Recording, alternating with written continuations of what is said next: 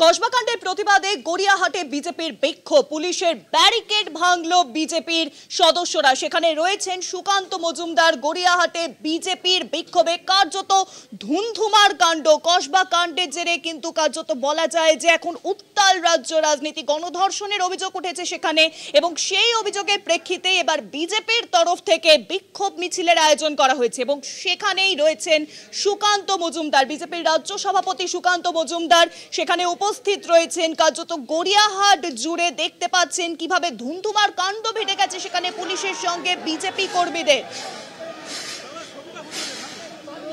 Railing ঘিরে শুরু হয়েছে বিক্ষোভ, রেলিং নিয়ে টানাটানি চলছে, গার্ডরেল ভেঙে সেখানে চলছে বিক্ষোভ। বিজেপির তরফ থেকে এই বিক্ষোভ মিছিলের আয়োজন করা হয়েছে কসবাকাণ্ডের প্রতিবাদে।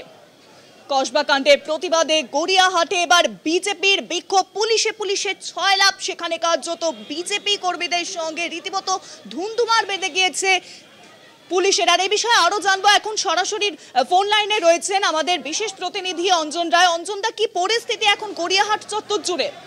দেখো, এই মুহূর্তে পরিস্থিতি অনেকটা শান্ত। বিজেপি কর্মীরা পড়ে গেছেন।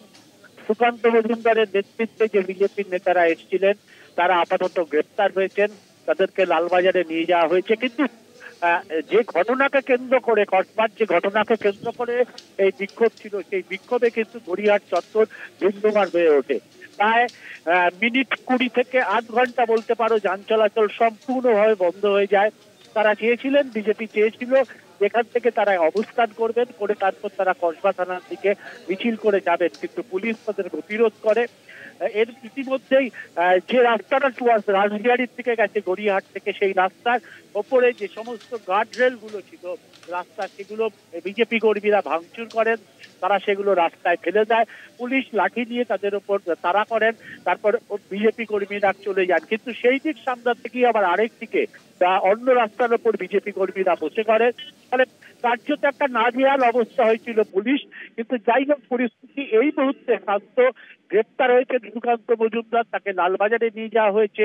তার সঙ্গে বিজেপির যারা নেতৃত্ব ছিলেন তারাও অ্যারেস্ট হয়েছেন। বেশ কিছু বিজেপি কর্মী এই মুহূর্তে পুলিশের ধাওয়ায় তারা চলে গেছেন। এই মুহূর্তে গড়িয়াহাটে কার্যত মানুষই আছে, সেভাবে বিজেপি কর্মীদের দেখা যাচ্ছে না।